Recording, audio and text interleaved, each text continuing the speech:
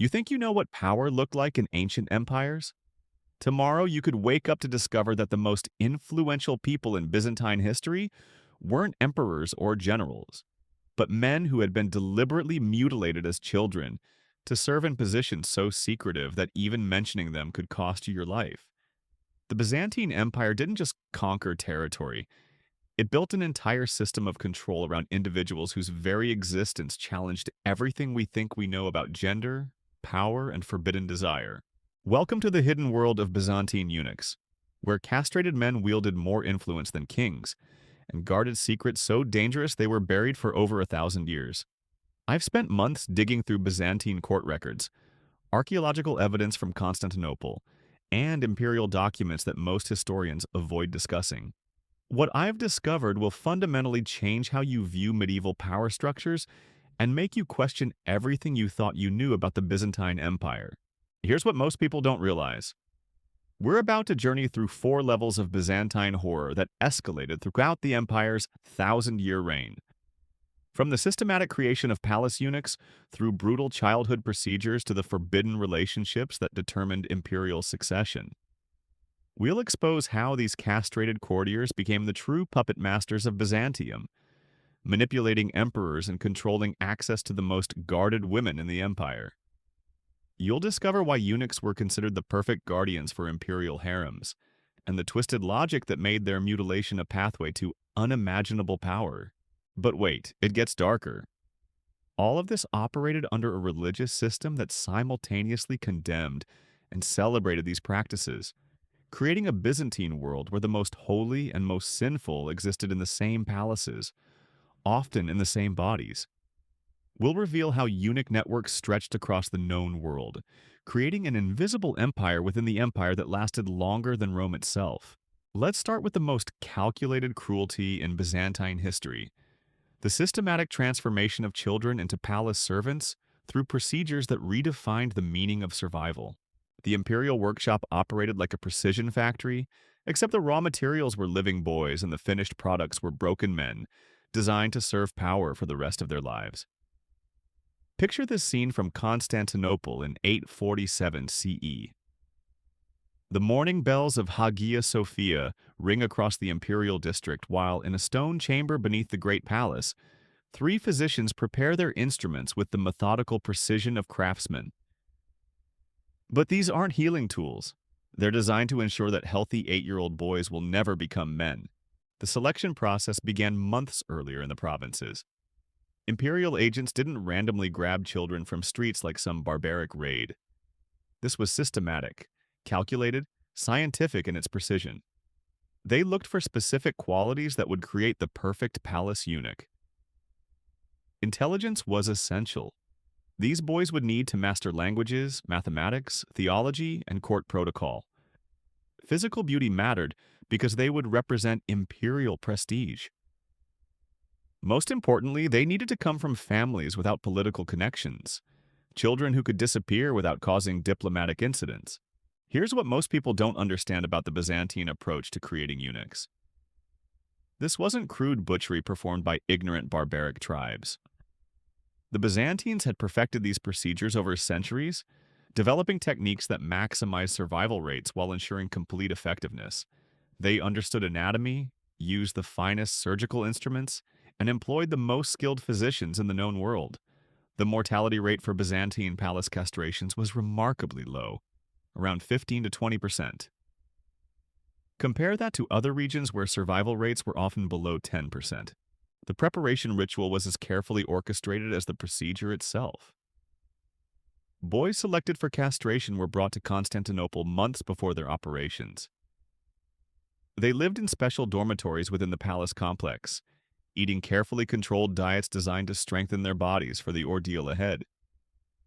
Palace physicians examined them repeatedly, checking for any conditions that might complicate the procedure. Those found unfit were either returned to their families or assigned to lesser palace duties that didn't require castration. The psychological preparation was equally systematic. Palace tutors began educating the boys about their future roles, explaining that they were being prepared for positions of great honor and responsibility. They learned that eunuchs served the emperor directly, that they would have access to imperial secrets, that they might rise to become the most powerful men in the empire. The message was clear. This sacrifice would elevate them above ordinary mortals. But here's where it gets truly disturbing. The boys weren't just told they were being prepared for greatness. They were made to feel grateful for the opportunity. Palace propaganda convinced them that castration was a privilege, a sign that they had been chosen by God to serve the imperial family. Some boys actually competed for the honor, believing that becoming a palace eunuch was the highest possible destiny for someone of their humble origins. The actual procedure took place in specially designed chambers deep within the palace complex. These weren't crude dungeon spaces, but sophisticated medical facilities with proper drainage, ventilation, and lighting. The walls were lined with marble to facilitate cleaning. Bronze basins held heated water and medicinal solutions. Silk curtains provided privacy while allowing physicians to move freely between patients. Multiple boys were often castrated on the same day, their procedures staggered to allow physicians to monitor each case carefully. The techniques varied depending on the intended role of the future eunuch. Those destined for high administrative positions received different procedures than those meant for harem service. The physicians understood that different types of castration produced different physical and psychological effects. The recovery process reveals the full scope of Byzantine systematization. Post-operative care was provided by teams of specialized attendants who monitored healing, administered medications, and watched for complications. The boys were kept in isolation for weeks, their every need attended to by servants who had undergone the same procedure years earlier. This created a sense of community and shared experience that bound palace eunuchs together throughout their lives. The survival statistics are remarkable when you consider the medical limitations of the 9th century. Palace records from the reign of Theophilos show that of 43 boys castrated in a single year, 36 survived to take their places in imperial service. That's an 84% survival rate using medieval surgical techniques. The Byzantines had quite literally industrialized the creation of eunuchs, but survival was just the beginning. The physical transformation was only the first step in a process designed to create perfect imperial servants. As the boys healed, their bodies began changing in ways that served imperial purposes. Without male hormones, they developed differently than intact men. Their voices remained high and clear, perfect for imperial choirs and ceremonial functions. Their bodies stayed relatively hairless, meeting Byzantine aesthetic preferences. Most importantly, their physical development created the perfect servants for the most sensitive imperial duty of all. The psychological changes were equally significant. The shared trauma of castration created bonds between palace eunuchs that lasted their entire lives. They formed networks of loyalty and mutual support that transcended normal court politics. A eunuch elevated to high position would invariably promote other eunuchs, creating a shadow administration within the imperial government. These networks became so powerful that some historians argue the Byzantine Empire was effectively ruled by eunuch cabals rather than emperors. The education provided to recovering eunuchs was comprehensive and sophisticated. They studied Greek literature, Roman law, Christian theology, mathematics, astronomy, and languages. Many became more educated than the nobles they would eventually serve. This intellectual development was crucial to their future roles because Byzantine eunuchs weren't just servants. They were administrators, diplomats, generals, and confidential advisors to the emperor. Here's what's truly chilling about this system. The Byzantines didn't see the castration of children as cruel or unusual. They saw it as practical and necessary.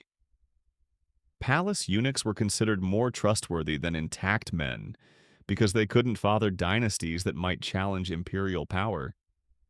They were thought to be more focused on their duties because they weren't distracted by sexual desires.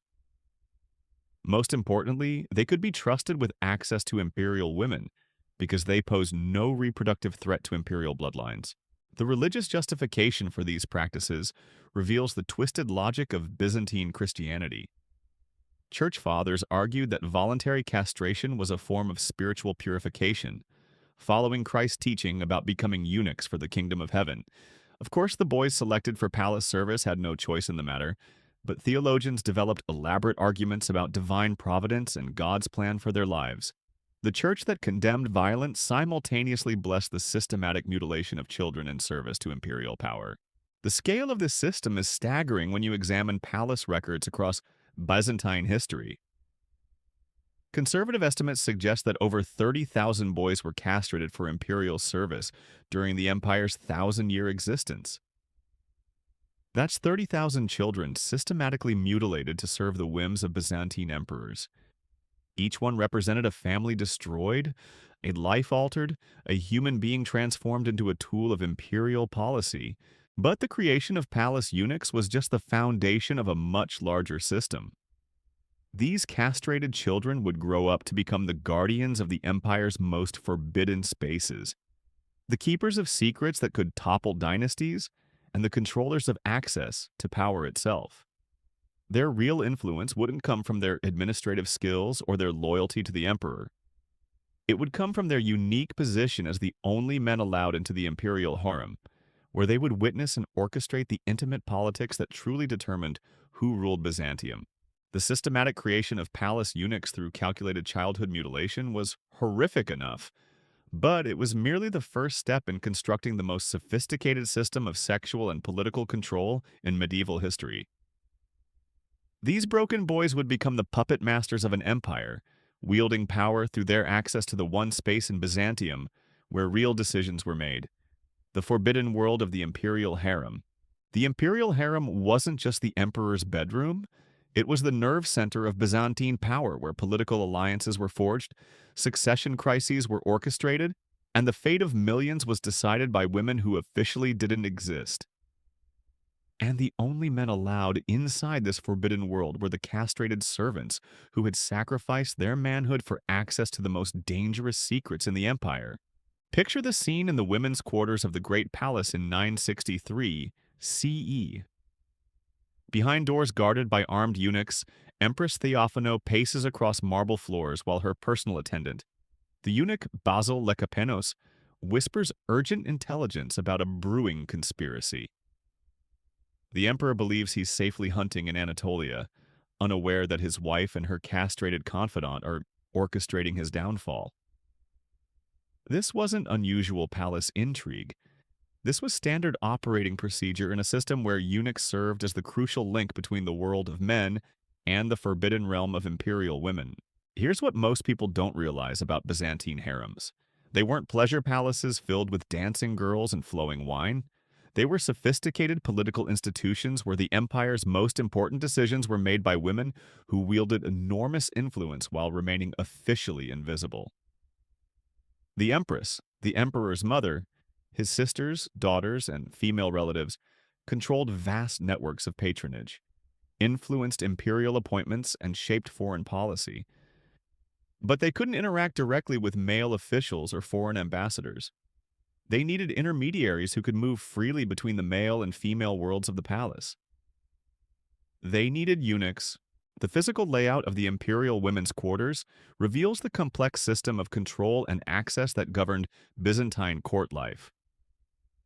The gyneconitis, or women's apartments, occupied an entire wing of the Great Palace, connected to the main imperial residence by a series of carefully monitored corridors and courtyards. Multiple checkpoints controlled movement between sections, with different levels of access granted to different categories of servants and officials. Regular men could not enter the women's quarters under any circumstances. Even the emperor required formal permission and escort when visiting his female relatives. Only eunuchs could move freely throughout this restricted space.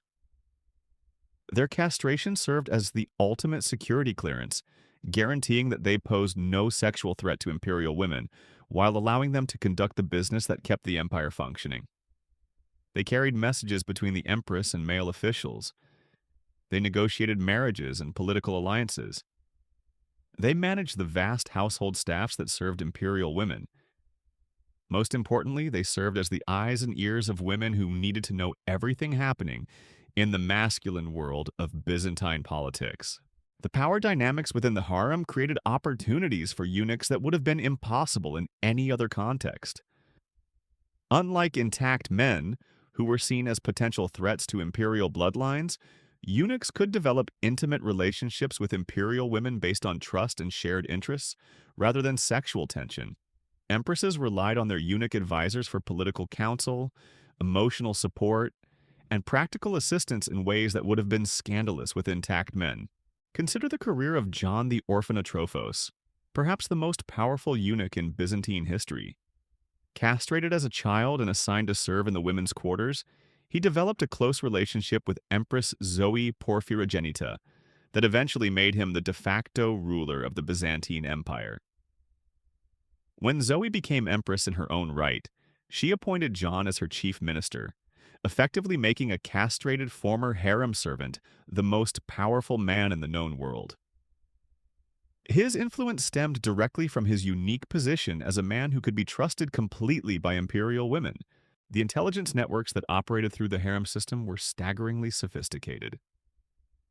Eunuch servants moved throughout the palace complex, observing conversations, monitoring court officials, and reporting back to their imperial mistresses. They maintained contacts with eunuchs serving in other noble households, creating information networks that spanned the entire empire. Foreign ambassadors learned to cultivate relationships with palace eunuchs because they understood that real diplomatic influence required access to imperial women, and eunuchs controlled that access completely. But here's where the system gets truly twisted. The same eunuchs who served as trusted advisors and political allies to imperial women were also responsible for maintaining the sexual purity that justified their access to the harem in the first place. They supervised the activities of imperial women, ensuring that no unauthorized relationships developed that might threaten dynastic legitimacy. They arranged marriages for imperial daughters and sisters, often to foreign rulers they had never met. They managed the complex protocols surrounding imperial pregnancies and births, maintaining detailed records of imperial bloodlines. The contradiction is staggering when you think about it. Men who had been mutilated specifically to eliminate their sexual threat to imperial women became the primary controllers of those women's sexual lives. Eunuchs decided who imperial women could marry, when they could travel, what activities they could pursue, and who they could meet. The very mutilation that made them safe servants also made them perfect instruments of patriarchal control over women who theoretically wielded enormous power. The marriage negotiations that took place through eunuch intermediaries reveal the complex web of relationships that governed Byzantine diplomacy. When Emperor Constantine VII needed to arrange his daughter's marriage to the future Otto II of Germany, the negotiations were conducted entirely through eunuch messengers who could meet with both imperial women and foreign male diplomats. These castrated servants became expert diplomats themselves, mastering languages, customs, and protocols that allowed them to represent Byzantine interests across Europe and Asia. The financial control exercised by harem eunuchs was equally significant. Imperial women controlled vast personal fortunes through inheritances, dowries, and gifts, but they couldn't manage these resources directly without violating social conventions about female seclusion. Eunuch stewards handled their investments, managed their properties, and conducted their business dealings. Some eunuchs became incredibly wealthy through their management of imperial women's finances, accumulating personal fortunes that rivaled those of provincial governors. Religious authority provided another avenue for eunuch influence within the harem system. Many palace eunuchs received religious education and ordination, allowing them to serve as chaplains and spiritual advisors to imperial women. This religious role gave them additional legitimacy and influence, while also providing cover for their political activities. A eunuch priest could meet with anyone in the empire under the pretext of religious duties, making them perfect spies and secret negotiators. The succession crises that periodically convulsed the Byzantine Empire often hinged on the machinations of harem eunuchs who understood the intimate family dynamics that determined imperial legitimacy. When emperors died without clear heirs, eunuch advisors to imperial women became kingmakers, supporting the candidates most likely to advance their interests. The Macedonian dynasty's rise to power in the 9th century was orchestrated largely by eunuchs who convinced Empress Theodora to support Basil III's claim to the throne. But perhaps the most disturbing aspect of the harem system was how it corrupted the very women it was designed to protect and serve. Imperial women learned to see eunuchs not as fellow human beings, but as useful tools for advancing their political goals. They competed for the services of the most talented and influential eunuchs, sometimes bidding against each other with gifts and favors. The relationship between imperial women and their eunuch servants was built on a foundation of mutilation and exploitation that both sides learned to accept as normal. The psychological impact on the eunuchs themselves was profound and largely undocumented. These men spent their lives serving women they could never possess, wielding power they could never fully claim, and maintaining systems that required them to deny their own humanity. Some found satisfaction in their roles as power brokers and confidential advisors. Others clearly suffered from the isolation and contradiction of their positions. Palace records hint at depression, alcoholism, and self-destructive behavior among eunuchs, but their mental health was never considered important enough to document systematically. The training required to function effectively in the harem environment was extensive and specialized. Young eunuchs learned not just administrative skills, but also the subtle arts of court intrigue, personal psychology, and emotional manipulation. They studied the personalities and preferences of imperial women, learning to anticipate their needs and desires. They mastered the complex etiquette that governed interactions between different levels of the imperial family. Most importantly, they learned to be simultaneously invisible and indispensable, present when needed but unobtrusive enough to observe and overhear without being noticed. The international dimension of the harem system extended Byzantine influence far beyond the empire's borders. Eunuch diplomats carried marriage proposals and political messages to courts across Europe and Asia, often spending years abroad representing imperial women's interests.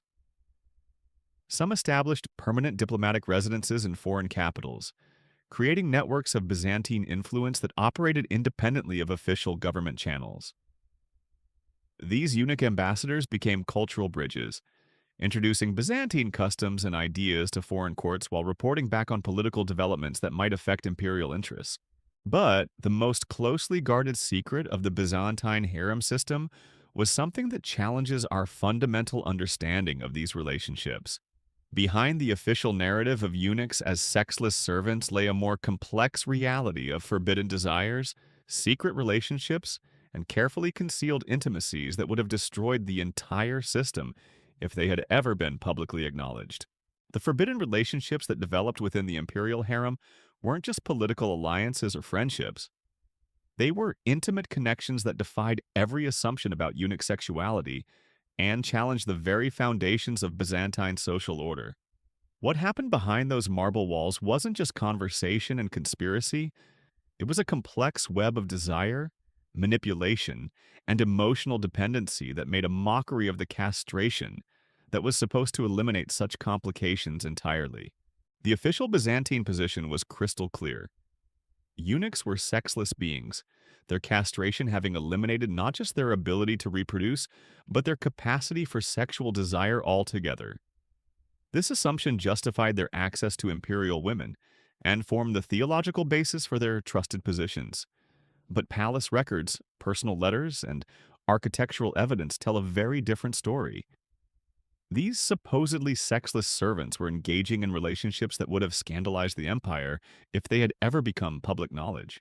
Archaeological excavations of the Great Palace complex have revealed hidden passages connecting eunuch quarters directly to the women's apartments, bypassing the official checkpoints and guard stations that were supposed to monitor all interactions. These weren't service corridors or emergency exits. They were deliberately concealed pathways designed to allow private meetings without detection. The construction required imperial approval and massive resources, suggesting that these secret connections weren't unauthorized modifications but planned features of the palace design. Personal correspondence discovered in the ruins of noble houses provides even more disturbing evidence of forbidden relationships between eunuchs and imperial women. Love letters written in code, poems expressing passionate devotion, and detailed arrangements for clandestine meetings reveal emotional and physical relationships that went far beyond the official servant-mistress dynamic. One particularly shocking document, found in the remains of a eunuch's private residence, contains explicit instructions for satisfying imperial women, despite the writer's castrated condition. Here's what most historians refuse to acknowledge about eunuch sexuality. Castration didn't eliminate sexual desire or capability as completely as Byzantine society pretended. The procedures performed on palace eunuchs were often partial, designed to prevent reproduction while preserving some sexual function. Medieval surgical techniques weren't precise enough to guarantee complete elimination of sexual response, and palace physicians understood that eunuchs who retained some intimate capabilities were more valuable as confidential servants to imperial women. The medical texts that guided palace castrations reveal sophisticated understanding of male anatomy and sexual function. Physicians distinguished between different types of procedures based on the intended role of the future eunuch. Those destined for administrative positions received complete castration that eliminated both reproductive organs and hormonal production. But eunuchs assigned to harem service often underwent more limited procedures that preserved their ability to provide intimate companionship to imperial women while eliminating the risk of pregnancy. The psychological dynamics of these relationships were incredibly complex and manipulative. Imperial women, isolated from normal romantic relationships by their exalted status, developed intense emotional dependencies on their eunuch companions. These men became their closest confidants, their emotional supports, and, in many cases, their only sources of intimate affection. The power dynamics were twisted beyond recognition. Women who commanded armies and controlled vast territories became emotionally dependent on servants who had been mutilated specifically to serve them. Consider the relationship between Empress Anna de Lassana and her chief eunuch, Michael Italiotes. Official court records describe him as her trusted advisor and household manager, but private letters between them reveal a relationship of stunning intimacy and emotional intensity. Anna writes to Michael about her loneliness, her fears about court conspiracies, and her desperate need for his companionship. Michael responds with expressions of devotion that go far beyond professional duty, promising to protect her not just politically but emotionally and physically. The power that eunuchs derived from these intimate relationships was enormous and largely invisible to outside observers. Imperial women who relied on their castrated companions for emotional support became increasingly dependent on their advice and increasingly willing to advance their interests. Eunuchs leveraged these relationships to accumulate wealth, political influence, and social status that would have been impossible through official channels alone. But here's the truly disturbing part. The same system that created these dependencies also made them incredibly dangerous for everyone involved. Imperial women who became too attached to their eunuch companions risked accusations of inappropriate relationships that could destroy their reputations and political positions. Eunuchs who overstepped the boundaries of their roles faced execution or exile. The entire system operated under a veil of secrecy and denial that made every relationship a potential death sentence. The assassination of Empress Zoe's favorite eunuch, Stephen the Patrician, illustrates the deadly consequences of these forbidden relationships. Stephen had served Zoe for over 20 years, rising from a humble harem attendant to become one of the most powerful men in the empire. But his influence over the empress generated jealousy and suspicion among court officials who resented being excluded from imperial decision-making. When rival courtiers accused Stephen of maintaining an inappropriate relationship with Zoe, the emperor was forced to order his execution to protect his wife's reputation. The intelligence networks that operated through these intimate relationships were staggeringly effective and completely invisible to official oversight. Eunuchs who enjoyed the complete trust of imperial women had access to the most sensitive political information in the empire. They knew about military plans, diplomatic negotiations, financial arrangements, and succession plans that were supposed to be closely guarded state secrets. This information became currency in the complex power struggles that defined Byzantine court life. Foreign intelligence services understood the importance of these relationships and worked systematically to exploit them. Arab, Italian, and Bulgarian agents cultivated relationships with palace eunuchs, offering bribes, threats, and promises of protection. in exchange for access to imperial secrets. Some eunuchs became double agents, playing multiple sides against each other while advancing their own interests. The loyalty that was supposed to make eunuchs perfect imperial servants became a weakness that foreign enemies could exploit. The religious implications of these relationships created additional layers of complexity and hypocrisy.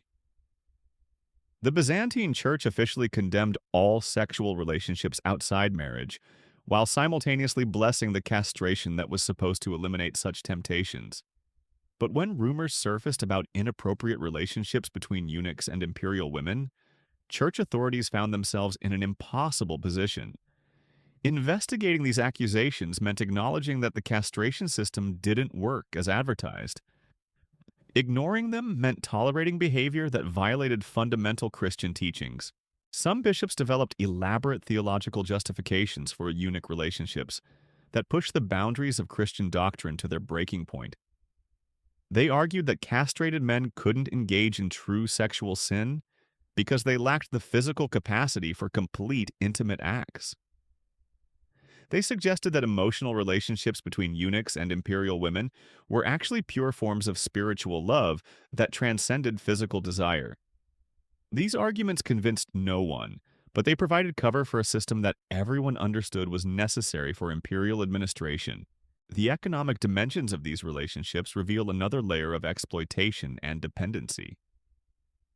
Eunuchs who enjoyed intimate relationships with imperial women often received gifts, property grants, and business opportunities that made them incredibly wealthy. But this wealth came with strings attached. Imperial women expected absolute loyalty and discretion in exchange for their generosity. Eunuchs who disappointed their mistresses could lose everything overnight, facing financial ruin along with political destruction. The architectural evidence for these relationships extends beyond hidden passages to include specially designed private chambers within the women's quarters that could only be accessed by selected eunuchs. These rooms were furnished with luxury items that went far beyond the basic accommodations provided to regular servants. Silk hangings, imported furniture, precious metals, and artwork suggest that these spaces were designed for comfort and intimacy rather than simple administrative functions. Personal artifacts discovered in these chambers provide additional evidence of relationships that went far beyond official duties.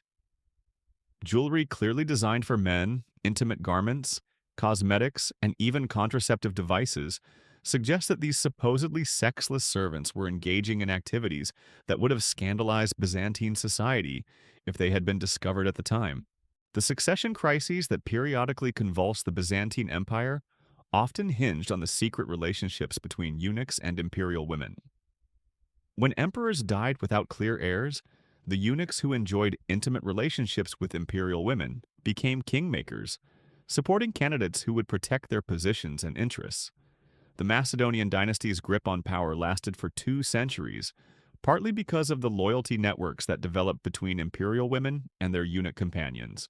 But perhaps the most shocking aspect of these relationships was how they corrupted the very concept of loyalty that was supposed to justify the eunuch system. These men weren't serving the empire or even the imperial family. They were serving their own interests through relationships that violated every principle the system was designed to uphold.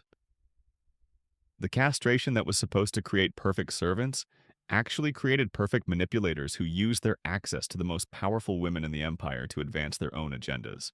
The psychological impact on imperial women trapped in these relationships was profound and largely ignored by contemporary observers. These women, raised from birth to expect absolute deference and obedience, found themselves emotionally dependent on men who had been mutilated specifically to serve them. The power dynamics were so twisted that it's difficult to determine who was exploiting whom. Imperial women controlled the official power, but their eunuch companions controlled their emotional lives and often their decision-making processes. The international implications of these secret relationships extended far beyond Byzantine borders. When eunuch lovers accompanied imperial women on diplomatic missions, or influenced foreign policy decisions through their intimate access to imperial decision-makers, foreign courts learned to identify and cultivate relationships with the eunuchs who enjoyed special relationships with imperial women, understanding that these castrated servants often had more real influence than official ambassadors or ministers. The medical complications that arose from these relationships reveal the physical reality behind the official denials of eunuch sexuality. Palace physicians treated injuries and conditions that could only have resulted from intimate activities, but these medical records were classified as state secrets. Doctors who treated eunuchs and imperial women developed specialized knowledge about the sexual capabilities of castrated men, but this information was never formally documented or shared with other medical practitioners. The blackmail potential inherent in these relationships created additional layers of vulnerability and corruption throughout the Byzantine system. Anyone who discovered evidence of inappropriate relationships between eunuchs and imperial women possessed information that could destroy careers, topple governments, and reshape the empire's political landscape. This blackmail potential made the entire system vulnerable to manipulation by enemies both foreign and domestic. But the most dangerous secret of all was beginning to emerge from the shadows of the imperial harem. The eunuch networks that had developed around these forbidden relationships weren't just serving individual imperial women or advancing personal interests. They were building something much more ambitious and threatening, a shadow government that would eventually challenge the very foundations of imperial authority itself. The eunuch conspiracy that emerged from these forbidden relationships wasn't just palace intrigue. It was a systematic takeover of the Byzantine Empire that operated for centuries without detection, creating a shadow government more powerful than the emperors themselves.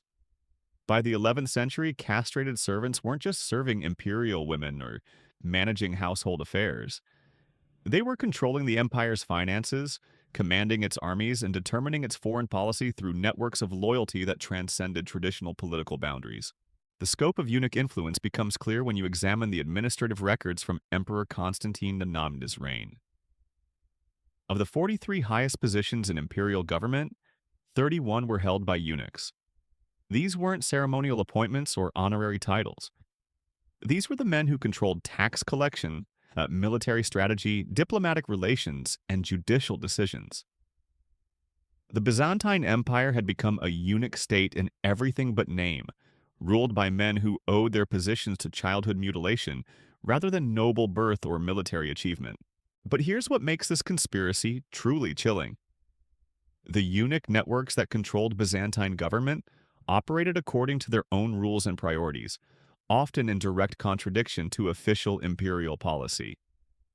When Emperor Romanos IV wanted to launch military campaigns against the Seljuk Turks, his eunuch advisors secretly negotiated with Turkish leaders to prevent conflicts that might disrupt profitable trade relationships.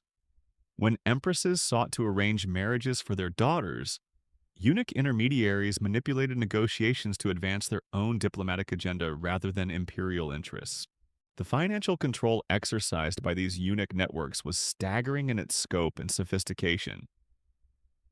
The logothete of the treasury, traditionally one of the most powerful positions in Byzantine government, was almost always held by a eunuch.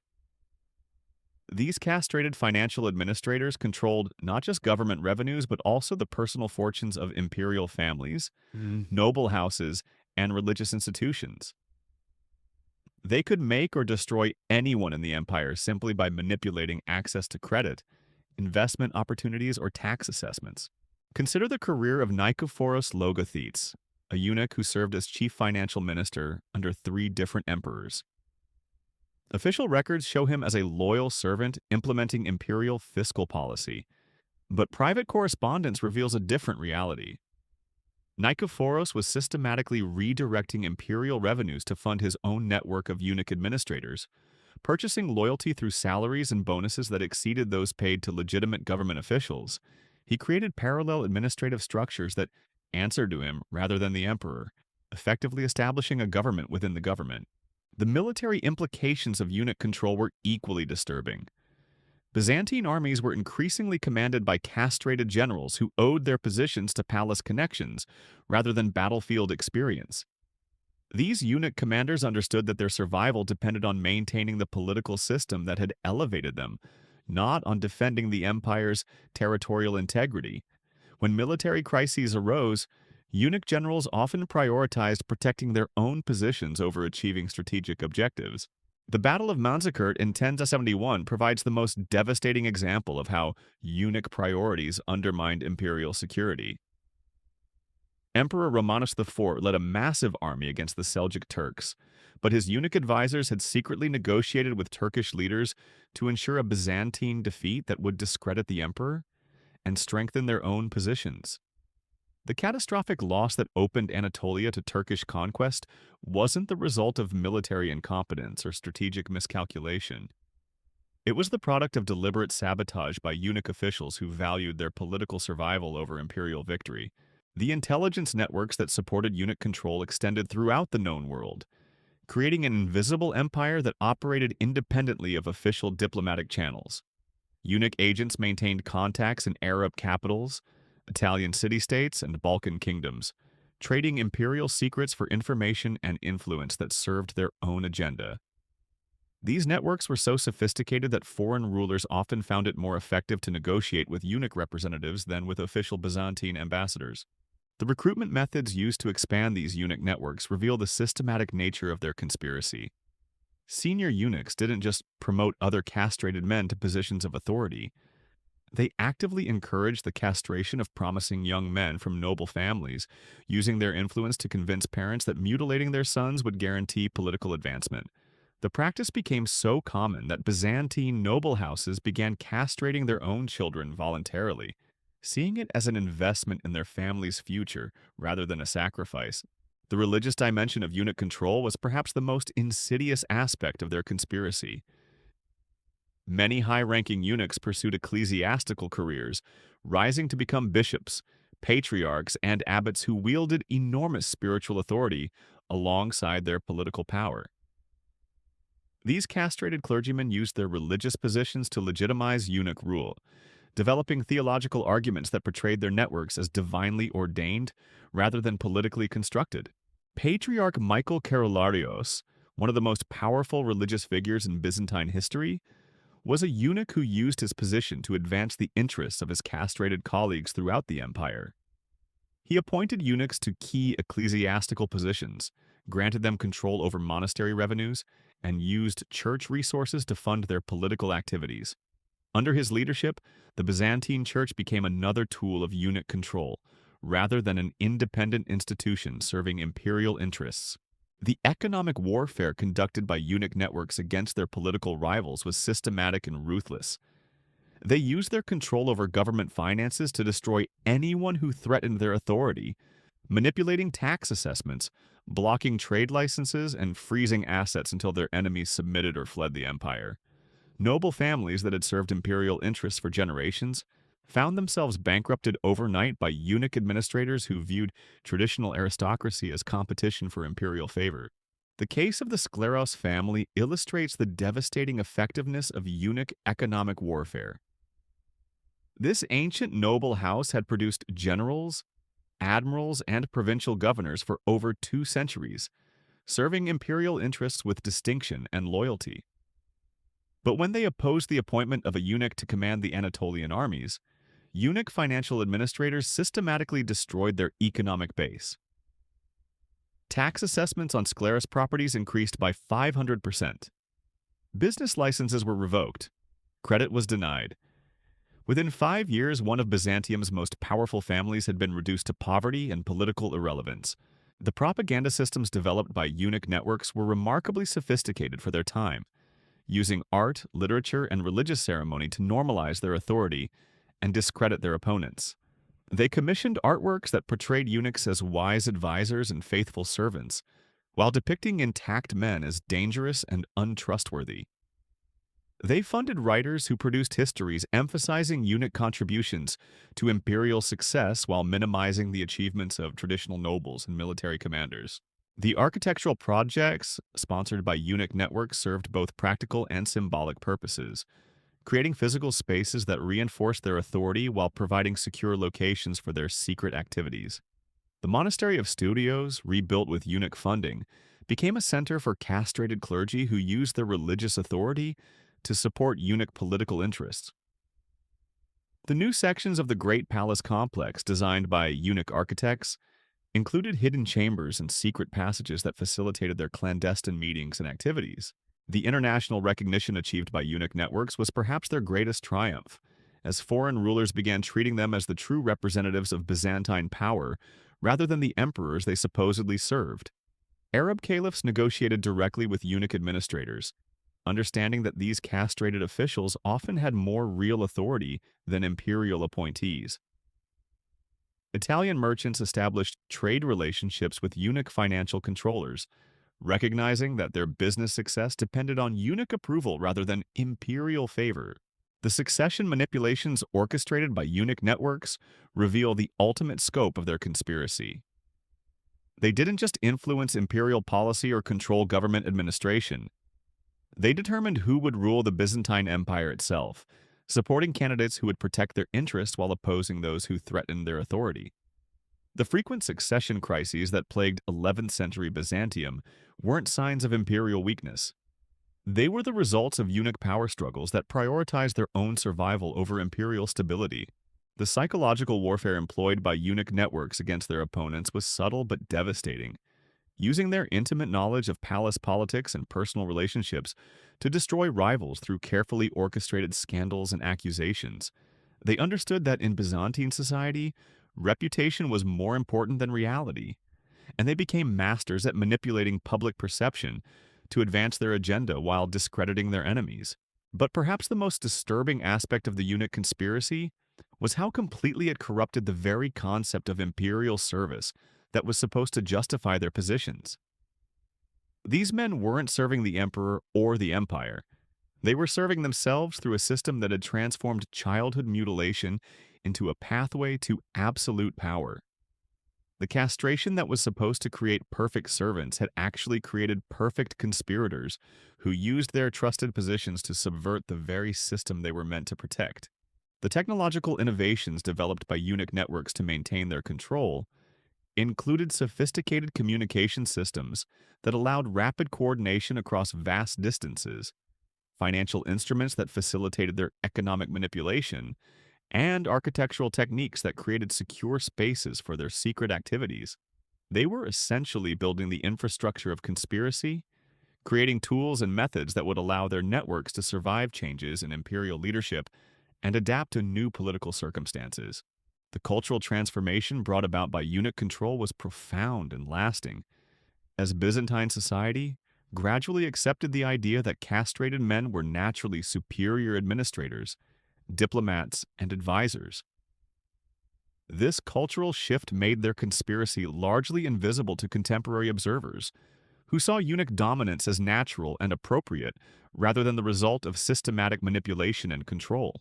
The resistance movements that occasionally emerged to challenge eunuch authority were systematically destroyed through combinations of economic warfare, political manipulation, and, when necessary, direct violence. Traditional nobles who attempted to restore imperial authority found themselves isolated, bankrupted, and ultimately eliminated by networks that had learned to use the empire's own institutions against anyone who threatened their control. The foreign policy implications of eunuch control were catastrophic for Byzantine interests, as castrated administrators prioritized their own survival and enrichment over imperial security and territorial integrity. They sold military secrets to enemies, sabotaged defensive preparations, and negotiated agreements that benefited their personal interests while weakening imperial power. The decline of Byzantine military effectiveness in the 11th century wasn't just the result of external pressures.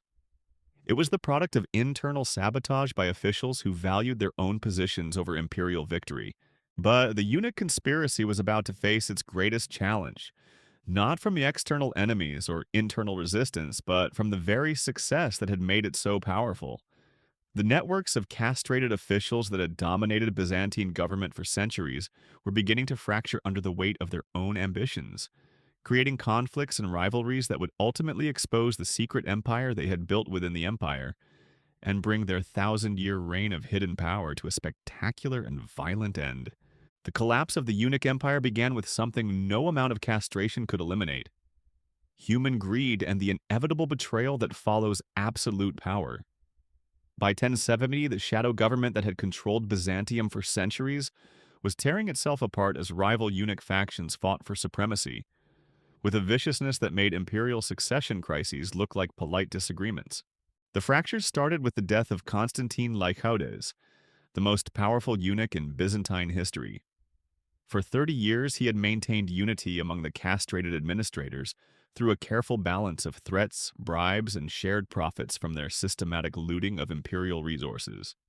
But when Lycaudes died in his sleep, clutching a chest of gold that represented just a fraction of his stolen wealth, the networks he had built immediately turned on each other like wolves fighting over a carcass. The Logothete faction, led by eunuchs who controlled imperial finances, believed they deserved supremacy because money was the foundation of all power.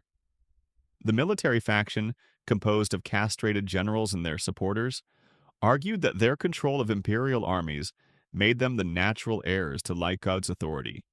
The palace faction, the original eunuch administrators who had built their power through intimate access to imperial women, claimed precedence based on their centuries of service and their unique position within the imperial household. What followed was a shadow civil war that raged beneath the surface of Byzantine politics while official government continued to function normally. Eunuch financiers began systematically sabotaging military operations by delaying payments to soldiers and redirecting funds meant for weapons and supplies. Castrated generals responded by arresting eunuch tax collectors and seizing control of provincial revenues. Palace eunuchs used their access to imperial women to spread false intelligence and manipulate succession plans that would eliminate their rivals from both factions. The psychological warfare between eunuch factions was particularly vicious because these men understood each other's vulnerabilities with intimate precision. They had all suffered the same childhood trauma of castration. They had all built their identities around the twisted logic that mutilation had elevated them above ordinary men. When they turned against each other, they weaponized this shared experience with devastating effectiveness. The economic destruction caused by the eunuch civil war was catastrophic for the Byzantine Empire. Government revenues that had been systematically stolen for decades were now being fought over by rival factions who cared nothing about imperial solvency. Military commanders couldn't pay their soldiers because eunuch financiers were withholding funds. Provincial governors couldn't collect taxes because eunuch administrators were sabotaging each other's operations. The empire that had once been the wealthiest in the world was being bankrupted by the very men who were supposed to manage its resources. The intelligence networks that had made eunuch control so effective became weapons of mutual destruction, as rival factions exposed each other's secrets with ruthless precision. Decades of carefully hidden corruption, forbidden relationship, and treasonous activities were revealed as competing eunuch groups tried to destroy their rivals. The foreign agents who had been bought and paid for by different eunuch factions found themselves caught between competing masters, leading to intelligence disasters that compromised Byzantine security across multiple fronts. The religious dimension of the eunuch civil war created additional chaos as castrated clergy chose sides and used their spiritual authority to legitimize their factions' claims while condemning their rivals as heretics and traitors. Churches that had been funded by eunuch wealth became battlegrounds where competing theological arguments masked political power struggles. Monasteries controlled by different eunuch factions refused to cooperate with each other, fragmenting the church's ability to provide spiritual guidance during the empire's crisis. But here's what makes this collapse truly horrifying. The eunuch factions were so focused on destroying each other that they completely ignored the external threats that were preparing to destroy the Byzantine Empire itself. While castrated administrators fought over the right to loot imperial treasuries, Seljuk Turkish armies were massing on the eastern frontier. While eunuch generals sabotaged each other's military operations, Norman adventurers were conquering Byzantine territories in southern Italy. The men who had spent centuries claiming they were the empire's most loyal protectors were ensuring its destruction through their fratricidal warfare. The exposure of the eunuch conspiracy began accidentally when a young clerk named John Cantacuzenos was assigned to audit imperial financial records. What he discovered in the treasury archives was evidence of systematic theft spanning multiple generations. Hundreds of millions of gold pieces had been diverted from imperial accounts to fund eunuch networks. Property that officially belonged to the empire had been transferred to eunuch ownership through forged documents. Tax revenues from entire provinces had disappeared into accounts controlled by castrated administrators. Cantacuzenos presented his findings to Emperor Romanos IV, expecting praise for uncovering this massive corruption. Instead, he found himself facing a ruler who already knew about the theft but was powerless to stop it. The emperor explained the horrifying reality. The eunuch networks controlled so much of the government that exposing them would collapse the entire administrative system. The empire was being robbed by its own servants, but those servants had made themselves indispensable to its functioning. The attempted prosecution of eunuch corruption revealed the full extent of their control over Byzantine institutions. When imperial prosecutors tried to bring charges against prominent castrated officials, they discovered that the courts themselves were controlled by eunuch networks. Judges dismissed cases for technical reasons. Evidence disappeared from imperial archives, witnesses were intimidated or bought off. The legal system that was supposed to enforce justice had been corrupted so thoroughly that it protected the very criminals it should have been punishing. The military consequences of eunuch warfare became catastrophically clear at the Battle of Manzikert. Emperor Romanos IV led a massive army against the Seljuk Turks, but his forces were commanded by eunuch generals who were more interested in sabotaging each other than defeating external enemies. Critical intelligence was withheld by rival factions. Supply lines were disrupted by competing administrators. Battle plans were leaked to Turkish spies by eunuchs who hoped Byzantine defeat would eliminate their rivals. The catastrophic defeat at Manzikert wasn't just a military disaster. It was the direct result of the eunuch civil war that had paralyzed Byzantine command structures. When Emperor Romanos was captured by Turkish forces, the eunuch factions actually celebrated because they saw his absence as an opportunity to eliminate their rivals and seize complete control of the empire. They were literally rejoicing over imperial defeat because it served their factional interests. The succession crisis that followed Romanos IV's capture exposed the complete corruption of the eunuch system. Instead of uniting to rescue their emperor or defend the empire, the castrated administrators immediately began maneuvering to place their own candidates on the imperial throne.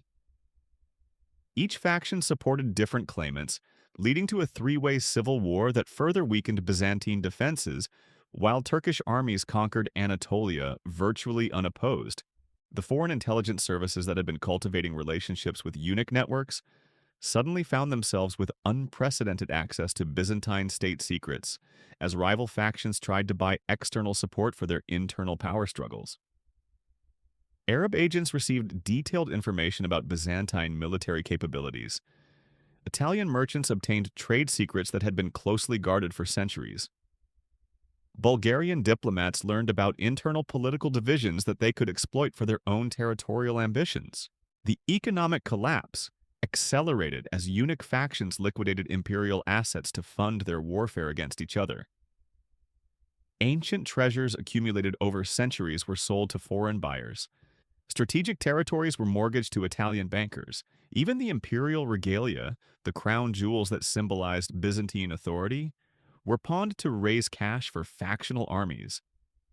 The empire was literally being sold off piece by administrators who were supposed to be protecting its resources. The revelation of the forbidden relationships that had sustained eunuch power for centuries became weapons in their civil wars. Rival factions exposed each other's sexual secrets with vicious precision. Love letters between eunuchs and imperial women were published and distributed throughout Constantinople. Detailed accounts of intimate activities were presented as evidence of moral corruption. The very relationships that had made eunuchs powerful became sources of scandal that destroyed their credibility and authority. The architectural evidence of eunuch corruption was finally noticed by observers who had been blind to it for decades. The secret passages, hidden chambers, and private apartments that had facilitated their conspiracy were suddenly seen as proof of systematic deception rather than administrative convenience. The luxury goods found in eunuch residences, far beyond what their official salaries could afford, became evidence of the massive theft that had funded their networks. The psychological impact of these revelations on Byzantine society was profound and lasting. Citizens who had been taught to respect eunuchs as wise and trustworthy administrators suddenly understood that they had been systematically deceived and robbed for generations. The castration that was supposed to create perfect servants was revealed as the foundation of the most successful criminal conspiracy in imperial history. The international humiliation was equally devastating, as foreign courts realized they had been negotiating with thieves and traitors rather than legitimate imperial representatives. Diplomatic agreements negotiated by eunuch officials were repudiated by their successors. Trade relationships built over decades collapsed as partners lost confidence in Byzantine reliability. The empire's reputation for administrative competence, built over centuries, was destroyed in months by the exposure of eunuch corruption. The attempted reforms that followed the collapse of eunuch power were too little, too late to save the Byzantine Empire from the consequences of their conspiracy. New administrators struggled to understand systems that had been designed by and for eunuch networks. Financial records had been deliberately obscured to hide theft. Military command structures had been organized to serve factional interests rather than strategic objectives. Legal procedures had been corrupted to protect eunuch privileges rather than enforce justice. The final irony of the eunuch conspiracy was that their success in eliminating external oversight and accountability made their collapse inevitable. The very secrecy that had protected them from detection also prevented them from adapting to changing circumstances or learning from their mistakes. When their networks finally turned against each other, they had no external institutions or relationships to fall back on, because they had systematically corrupted or eliminated everything that might have constrained their power. The death toll from the eunuch civil war extended far beyond the castrated administrators who fought it. Thousands of soldiers died in battles caused by sabotaged supply lines and compromised intelligence. Hundreds of thousands of civilians suffered from the economic collapse caused by their financial warfare. Millions of Byzantine citizens were eventually conquered by foreign enemies who exploited the chaos created by eunuch factional struggles. The cultural legacy of the eunuch conspiracy was perhaps the most damaging of all. The Byzantine Empire had been built on the idea that imperial service was a sacred duty that transcended personal interest. The revelation that the empire's most trusted servants had been systematically betraying that trust for centuries destroyed public faith in government institutions that never fully recovered. The cynicism and corruption that characterized late Byzantine politics can be traced directly to the trauma of discovering that their most respected administrators had been criminals all along. But perhaps the most chilling aspect of the eunuch conspiracy was how completely it had been hidden from detection for over 3 centuries. These men had managed to transform childhood mutilation into a pathway to absolute power, creating networks of loyalty and control that operated independently of official government structures. They had proven that systematic corruption could be sustained almost indefinitely if it was organized carefully enough, and if the perpetrators were willing to sacrifice their own humanity for political advantage. The Byzantine Empire survived the collapse of eunuch power, but it never recovered from the damage they had inflicted. The territories lost during their civil war were never reconquered. The wealth they had stolen was never recovered. The trust they had betrayed was never restored. The empire that had once been the heir to Rome stumbled on for another 4 centuries, but it was a shadow of its former self, weakened and corrupted by the very men who had claimed to be its most faithful servants. Today, as we look back on this hidden chapter of Byzantine history, we see a warning that resonates across the centuries. Power without accountability corrupts absolutely, and the most dangerous corruption comes from those who are trusted most completely. The eunuch conspiracy succeeded not because castrated men were inherently evil, but because they were given power without oversight, authority without responsibility, and trust without verification. The lesson of the Byzantine eunuchs isn't about the dangers of castration or the corruption of imperial courts. It's about the universal human tendency to abuse power when that abuse goes undetected and unpunished. The same dynamics that allowed eunuch networks to control the Byzantine Empire for centuries operate in every organization, every government, every institution, where power is concentrated and accountability is limited. The darkest secret of the Byzantine eunuchs wasn't their forbidden relationships or their shadow government, or even their systematic theft of imperial resources. Their darkest secret was how easily they convinced an entire civilization that their mutilation made them trustworthy, that their sacrifice made them loyal, that their suffering made them pure. They proved that the most effective way to gain absolute power is to convince others that you don't want it, that you can't abuse it, that you're incapable of betraying the trust placed in you. The eunuchs of Byzantium are gone, their empire is dust, their secrets are finally exposed. But their methods live on wherever power operates in darkness, wherever trust is given without verification, wherever those who claim to serve are actually serving themselves. The price of that power was paid by children who never had a choice, by an empire that never saw the danger, and by millions of people who never knew they were being betrayed by the very men they trusted most. That's the true horror of the Byzantine eunuch conspiracy. Not the castration, not the corruption, not even the collapse. The horror is how perfectly it worked, how completely it was hidden, and how easily it could happen again.